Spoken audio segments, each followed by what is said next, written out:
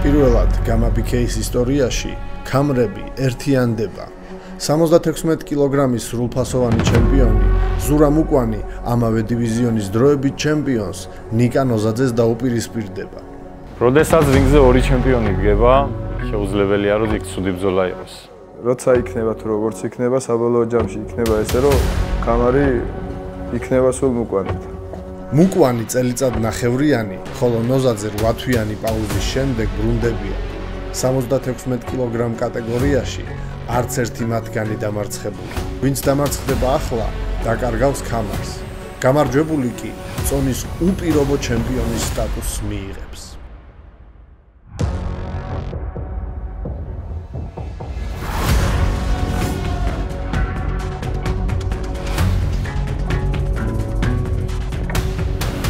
დაახლოებით 2 წელი არ მიბრძოლია ტრამვის გამო.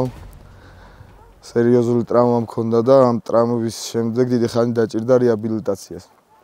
დაახლოებით წელიწად ნახევარი დაჭირდა მარტო რეაბილიტაციას და ამ პერიოდის განმავლობაში ვარჯიშსაც ვერ ვახერხებდი რა. იქიდან გამომდინარე რომ ფიზიკურად შესაძლებლობა არ მქონდა მკურნალობის გამო სამუშაო ეს ყველაფერი ერთმანეთთან ესე ვთქვათ ვერ შევათავსე რა.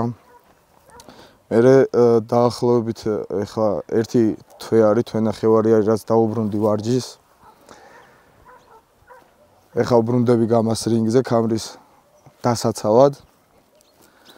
და რავი, განწყობა როგორც ესეთი ძალიან კარგი მაქვს, იმიტომ რომ ყველა მებრძოლი დარწმუნებული ვარ არის ესე რომ როდესაც ამხელა პაუზას იღებს სპორტში, მონატრებული არის რინგს, მონატრებული არის ბრძოლას. ამს გავსადვარ მეც. ზურა მუკვანის დებიუტი გამაში 2023 წელს შედგა. საინტერესოა, რომ მუკვანმა პირველი ბრძოლა 84 კილოგრამში გამართა, სადაც დამაჯერებლად გაიმარჯვა. ამის შემდეგ სვანი მებრძოლი 76 კილოგრამში დამკვიდრდა და 3 ბრძოლიდან 3-ვეში ნოკაუტით გაიმარჯვა. ბავშვობიდან ვარ სპორტში რა. ძალიან ბევრი სპორტის სახეობა გამოვიარე, ესე რომ ვთქვათ. თავიდან იყო ძიუდო, მერე კარატე იყო, მერე საბოლოო ჯამში ესე ვთქვათ ბოქსი შევრჩი რა. დაახლოებით 3 წლის განმავლობაში ვიყავი მოკრივე, მერე რაღაცა მიზეზების გამო მომიწია თავის დანებება და დაახლოებით ესე 4-5 წელი მქონდა ესე ვთქვათ კარიერული პაუზა რა. ამ პაუზის მერე გამოჩნდა ორგანიზაცია გამა, სადაც გადავწყვიტე რომ მივსულიყავი და მესინჯა ესე ვთქვათ იყო თუ არა ჩემი. და საბოლოო ჯამში გამოვიდა ისე რომ დღეს გამა 76 კილოში ჩემპიონი ვარ მე. ეხლა მიწევს ქამრის დაცვა, ქამრების გაერთიანება ხდება ნიკა ნოზაძესთან. საკმაოდ კარგი ბიჭი არის, კარგი მებრძოლი არის. სასიამოვნო იქნება მასთან რინგის გაზიარება და დანარჩენი რაც იქნება 23-ში რინგზე ვნახავთ. ბრძოლამდე რჩება დაახლოებით 1 კვირა. სამზადისის მოსამზადებელი პერიოდის ბოლო ეტაპზე ვართ უკვე. გავიარეთ ფიზიკური მომზადებაც, ტექნიკური მომზადებაც, სპარინგებიც ძალიან კარგად და ფორმით მაყოფილი ვარ ჯერჯერობით, მთავარია შედეგის დადება, წონის კლება და ეგა. დროებითი ქამარი შარშან მოვიპოვე აგვისტოში ზურა მარგიშვილის წინააღმდეგი. მაგრამ ეს დროებითი ქამარი ყოველთვის რაღაც არასასიამოვნო ხდება ყურსთან. ვეცდები ახლა ყველანაირად რომ გავეერთიანო ტიტულები და ვიყო სრულფასოვანი ჩემპიონი. ჩემი ქალაქი იმსახურებს ამას. საჩემპიონობამდე ყოველთვის რთულია, მაგრამ ჩემპიონობის შემდეგ გაცილებით მეტი რთულია. ტიტულ შენარჩუნება სჭირდება. რაც უფრო მეტ წარმატებას აღწევ და მეტ შედეგს ვძებ, შენი თავიდანაც ბევრს მოითხოვ და გულშემატკივრებიც ხალხიც მეც მოითხოვს შენგან. სწორედ ამიტომ გამიჭირდა რა იმის გადატანა, რომ რა გრან-პრიში ძალიან ცუდად დავმარცხდი. და ეს ცოტა მენტალურად იმოქმედა ჩემზეც და სული გადასატანი იყო, მაგრამ მერტისყალობით გადავიტანე ეს ყველაფერი. მომეხმარა ჩემი ოჯახის, ჩემი მეგობრები, მწვრთნელებიც და გადავლახეთ ეს ყველაფერი. ახლა ვიმყოფებით ქუთაისში, უძველეს უბანში, თეთრხიდზე. ეს ულამაზესი ხედები სულ ქუთაისის არის. ჩემი ქუთაისი ყოველთვის განებივრებული იყო ჩემპიონებით და ძლიერი მებრძოლებით და სპორტსმენებით. მეც ფიქრობ, რომ ერთ-ერთი მათგანი ვარ და კიდევ დავამტკიცებ ამას 23 აგვისტოს. ნიკა ნოზაძე გამას რინგზე 2024 წელს გამოჩნდა და სადებიუტო ბრძოლიდან 6 თვეში დროებით ჩემპიონის ქამარსაც დაეუფლა. სატიტულო ბრძოლამდე მან საკმაოდ რთული გზა გაიარა. დაძაბულ ბრძოლებში დაამარცხა გიორგი ახალაია და დავით ბადურაშვილი.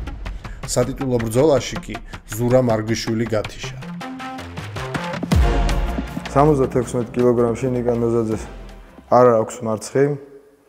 დროებითი ქამრის ფლობელი არის და დამსახურებულად აქვს, მე ვფიქრობ, ეს დროებითი ქამარი. სტილისტურად შეიძლება რაღაცა მსგავსება იყოს ჩემი და ნიკას სტილს შორის. მაგრამ განსხვავება ალბათ ის არის, რომ ნიკას უყვარს კორპუსში მუშაობა. კაი ბრძოლა გვექნება რამე და ნიკას რა. კარგი ბიჭი არის, უკან დახევა არ უყვარს. სულ ცენტრში უნდა რომ იდგეს და დარწმუნებული ვარ სანახაობრივი და კარგი ბრძოლა გვექნება 23-ში მე და ნიკას რა. ზურამ უკანს რაც შეეხება ის ძალიან კარგი მებრძოლი არის, ძალიან კარგი პიროვნება არის. მე პირველ რიგში მებრძოლობამდე პიროვნულად ვაფასებ ადამიანს და მიხარია რომ ასეთ ბიჭთან რინგს ვიზიარებ. ვაჟკაცი ბიჭები ვართ ორივენი და მე მიხარია. როგორც მებრძოლი ყველამ კარგად იცით რა მებრძოლიც არის, როგორი დამრტყმელიც არის, როგორი ტექნიკურიც. ორივეს შეგვიძლია ერთი დარტყმით ბრძოლის დასრულება, რა. ორივეს გვაქვს მსგავსი პრაქტიკაში გამოცდილება. და რავი, ბრძოლიდან ველოდები მე ჩემს მაქსიმუმს ჩავდებ აუცილებლად, ზურაც ასე იქნება დარწმუნებული ვარ. პირველ რიგში გამარჯვება მინდა.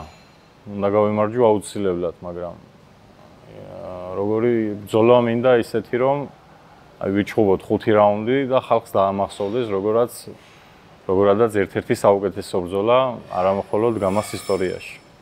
ხო, ჩემი 5 მოგებიდან 4 ბრძოლა მეორე რაუნდის ფინიშით მაქვს ყველა დასრულებული.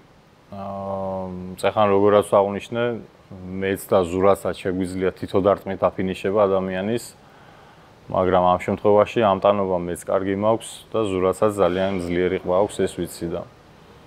ჩემი მოლოდინი არის, რომ მგონი ვიჩხუბებთ 5 რაუნდი. მე ასე ვფიქრობ. კამერამდე მოსასვლელად საკმაოდ კარგი ბიჭები გავიარე, კარგი ბრძოლები მქონდა. იყო რთული ბრძოლებიც, იყო მარტივი ბრძოლებიც. იყო რაღაცა გაუთვალისწინებელი შემთხვევები და დაუთვლელი ნაბიჯები მეტოქისგან. მაგრამ საბოლოო ჯამში ვფიქრობ, დამსახურებულად მოვედი კამერამდე და მაქვს კამარი რა. საჩემპიონო ბრძოლა ჩავატარე ბადურაშვილთან, რაც გაგრძელდა ძალიან ცოტა ხანს. და დიდად არ ვარ კმაყოფილი ამით.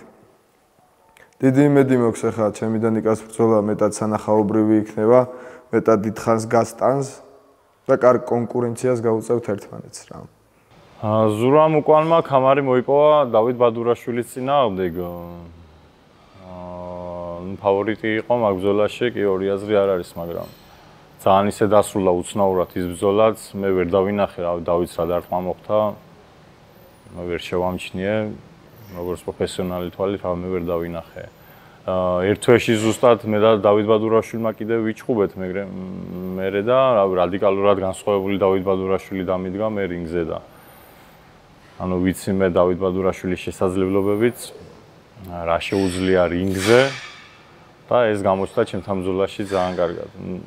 საკმაოდ დიდი უპირატესობით გავიმარჯვე, მაგრამ 3 რაუნდი ვიბრძოლეთ თავიდან ბოლომდე ვაჟკაცურად. დროებითი კამარი ავიღე ზურა მარგიშვილის წინააღმდეგ ბრძოლაში. მეოთხე ბრძოლა იყო, რიგით მეოთხე ბრძოლა ჩემთვის გამაში. ძალიან რთული ბრძოლები გავიარე კამრამდეც. ზურასთვისაც ძალიან მაგრად მომემზადე ზურა მარგიშვილთან ბრძოლისთვის. და რავი, შედეგი ყველამ დავინახეთ. ანალოგიურად ძალიან მაგრად ვიმზადები ახლაც. და იმედი მაქვს, რომ იგივე შედეგით დავასრულებ ამ ბრძოლას. და ერთ-ერთ საუკეთესო ბრძოლას შემოგთავაზებთ. მოსამზადებელმა პერიოდმა ძალიან კარგად ჩაიარა. ჩემი უფროსი მასწავლებელი მურთაზ ბებია მასტერი. გავარჯიშებ სულს და გულს ჩემში. ძალიან დიდი იმედი აქვს ჩემი და მჯერა რომ გავახარებ კიდევ ერთხელ. ასევე უმიკო ჩიხლაძე ჩემი ძმა, ჩემი ბავშვობის მეგობარი, ესაც მწვნელი არის, ძალიან მიდგავს გვერდზე. სპარინგ პარტნიორობა, თუ თავიდან ბოლომდე რა სჭირდება, ჩემ გვერდზე არის. კრივის დარბაზშიც კიდე პროფესიონალი მოკრივე ამბროსი სუთიძე, მასაც ბრძოლა აქვს 23 აგვისტოს ახლა დანიაში და წარმატებებს უსურვებ. ძალიან მაგრად მოვემზადეთ, ძალიან მაგრად სპარინგობდით და ერთი სიტყვით რო შევაჯამოთ, ყველაფერმა იდეალურად ჩაიარა. პატარაოდან ჩემთან ვარჯიშობდა ნიკა. ნაზარზე ისეთი ბიჭია, რომ რასიო უმნეიბეს პროგრამას კვლავ არაკეთებდა, დაჯერება იცოდა, ჩემპიონი გახდა. მე ახლა კიდევ შრომა უყვარს, დაჯერება უყვარს, ეს ამთავარი ძნელზე. მეც ახლა ბევრი მსოფლიო ჩემპიონები მყავს გაზრდილი ჩაგუჭას ავტანდილ უწესის თამადობით, რა ვიცი. ახლაც ვარჯიშებ ბავშვებს და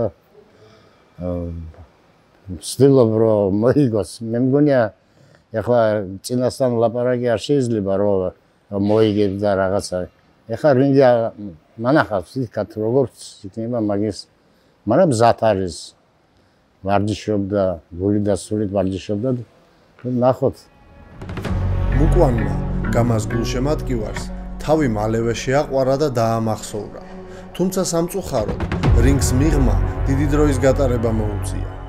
მძიმე ტრავმების გამო მუკვანს ძალიან დიდი დრო გაუწდა. ბოლო ბრძოლა მან გასული წლის იანვარში გამართა. ზუსტად 574 დღის შემდეგ კი ის რინგს ქამრების გასაერთიანებლად დაუბრუნდება. როგორც უკვე აღნიშნე, დაახლოებით 2 წელი არის არ მიბრძოლია. მსგავსი პაუზა, მსგავსი მიზეზის გამო პაუზა აქამდე არ მქონია. იყო კრივის შემდეგ რამოდენიმე წელი პაუზა, მაგრამ მაშინაც ესე ვთქვათ აქტიურად ვარჯიშობდი, უბრალოდ შეჯიბრებებში არ ვიღებდი მონაწილეობას. ეხლა ცოტა განსხვავებულად არის, ტრავმა მქონდა, დიდი ხანი ვერ ვახერხებდი ვარჯიშს. და საინტერესო არის ჩემთვისაც, როგორი იქნება ჩემი დაბრუნება. თან მით უმეტეს ახალ გარემოში, ახალი რინგი. საკმაოდ საინტერესო იქნება და კარგი გამოწვევა ესე რომ ვთქვათ საკუთარი თავისთვის. ზურამ უკანს არ უბრძოლია დაახლოებით 2 წელია დავით ბადურაშვილის შემდეგ. ეს შეიძლება ჩაითვალოს პლუსადაც და მინუსადაც, რავი. მისთვის პლუსი ის იქნება რომ რა დამშეულია და ბრძოლაზე მოწყურებული. და რავი, მინუსი მისთვის შეიძლება ის იყოს რომ გახსნა შეიძლება დაჭირდეს ბრძოლისთვის და ისე მზადყოფნაში როგორადაც აქტიურად ბრძოლობ წელიწადში რამოდენიმე ბრძოლას ატარებ, ისე აქტიური შეიძლება ვეღარ იყოს რინგზეც. საკმაოდ დიდი პაუზა გამოუვიდა ნიკა ნოზაძესაც. მანამ სანამ მუკვანი ტრავმებს იშუშებდა, დროებითმა ჩემპიონმა მოცდას გრან-პრიში ჩართვა ამჯობინა. 73 კილოგრამის გრან-პრის მეოთხედფინალში ნოზაძემ ვლადიმერ იოსელიანთან მძიმე და მოულოდნელი მარცხი იწვნია. ნოზაძის რეაბილიტაციამ 8 თვე გასტანა. მოგეხსენებათ, ჩემპიონი ვარ და კონტრაქტით სხვა ორგანიზაციაში ბრძოლის უფლება არ მაქვს და სწორედ ამიტომ მოხდა ჩემი ჩართვა გრან-პრიში. მინდოდა ბრძოლები, ვარჯიშობდი, ხოძზე ვარ, მიყვარს ვარჯიში და ყოველთვის ვარჯიშობ. და ჩავები გრან-პრიში. მე 76 კილოგრამამდეც მიწევს დაახლოებით 8-დან 10 კილოგრამამდე დაკლება. მაგრამ რავი, 73 კილოგრამში ჩემი ჩასვლა იყო ძალიან დიდი გამოწვევა, ძალიან გამიჭირდა პირველ ჭუბზეც. მოვიგე ფინიშით, მოვიგე პირველი ბრძოლა. ერთ თვეში კიდე ავიღე, 4 კვირაში კიდე ავიღე ბრძოლა. პირველ ბრძოლაზე 14 კილო მქონდა დაკლებული, 88 კილოგრამიდან დავიწყე მაშინ კლება. შემდეგ ბრძოლაზე უკვე იოსელიანთან რო ვიბრძოლე, 11 კილოს დაკლება კიდე მომიწია. და ჯამში 25 კილოგრამი გამოვიდა ერთი თვენახევრის განმავლობაში, ხო? ხო და რავი, ეს ორგანიზმისთვის ძალიან დიდი სტრესი აღმოჩნდა, მაშინ მეგონა რომ შემეძლო, მაგრამ არ მოусმინე ჩემს მწვრთნელებს. მეუბნებოდა რომ ვერ შეძლებ, გატყდები, მაგრამ მე ჩემი CG-უტის გამო ავიკიდე ტრამვა პირველივე დარტყმაზე ყბის ზვალი გამიტყდა, ქვედა ყბის ზვალი. და რა ვიცი, წაგებასაც შევხვდი ვაჟკაცურად, მე არა ვარ ახლა ის პიროვნება რომ გამოვდგე და მიზეზებზე ვისაუბრო, ამის გამო წავაგე რა, მე შემოbrunდი, შევირიგე წაგება და ვარ ჩუმად. რეაბილიტაციას დაჭირდა დაახლოებით 6 თვე სპარინგებიც არ მქონია. 1 თვე მქონდა პირის სინებით გადაბული, საწრუპით ვსვამდი საჭმელს. და რავი, აღვიდგინე რა, საკმაოდ კარგად. და 8 თვის თავზე მიწევს ზუსტად ბრძოლა ახლა და საკმაოდ საკმარისი არის რეაბილიტაციისთვის ეს პერიოდი. როგორც ვიცი, ნიკა ნოზაძესაც რაღაცა ტრამვა ჰქონდა, ბრძოლის დროს ტრამვა მიიღო და პაუზა ჰქონდა მას საკმაოდ დიდხნიანი, 8 თვე თუ რაღაცა გაგრძელდა მისი პაუზა. ჩემი აზრით, ისიც მოწყურებული არის ბრძოლას, თან მით უმეტეს მოტივირებული არის იმისთვის, რომ 76 კილოგრამში ქამარი თავის აყვარელ ქუთაისში წაიღოს და 23-ში, რა ვიცი, ნახავთ რა რინგზე. ქუთაისში წავა ქამარი თუ ჩვენთან თეცხაროში. 76 კილოგრამის დივიზიონი დრო და დრო უფრო და უფრო საინტერესო ხდება. ქამრების გაერთიანების შემდეგ რიგში არაერთი ტოპ კონტენდერია. ზურა მუკვანის ძმა, ზვიად მუკვანი თავის შანსს ელოდება. იმ პერიოდის განმავლობაში, როდესაც მე დასვენება მომიწია 76 კილოგრამში, გამოჩნდა საკმაოდ კარგი ბიჭები. აქვთ პერსპექტივა იმისი, რომ რეიტინგში მაღლა და მაღლა აიწიონ და მოგვიწიოს ერთმანეთთან შეხვედრა, ესე რომ ვთქვათ. 76-ის რეიტინგს რაც შეეხება, უძლიერესი მებრძოლებით არის მართლა გადატენილი, რავი, ტოპ 5-ში ესეთი ბიჭები არიან. ყველა საინტერესო ბიჭები. ღვთისმსხალობით, რავი, წარმატებით დავიცავ მე ჩემ ტიტულს.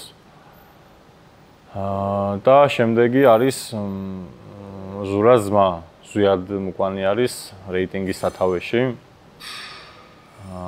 ზურას შემდეგ დიდი წარმატებით გავლის შემდეგ, დიდი სიამოვნებით გავიზიარებ მასთანაც რინგს. ვალერი ყოჩიაშვილს აქვს კიდე ძალიან დიდი ინტერესი ქამარზე. და რავი, მასთან ბრძოლაც მინდა, ნოკაუტორია. ყველამ კარგად იცის რა დარტყმებიც არის და რა ტემპში ბრძოლობს. და რავი, ახალი გამოწვევა იქნება ჩემთვის, რატომაც მივიღებ ჩვენივე. ორი ჩემპიონი ერთმანეთის პირისპირ, სასწორზე კი მხოლოდ ერთი ქამარია. ვინ გახდება წონის უპირობო მეფე? ამას 23 აგვისტოს გამა ფაით ჰოლში გავიგებთ.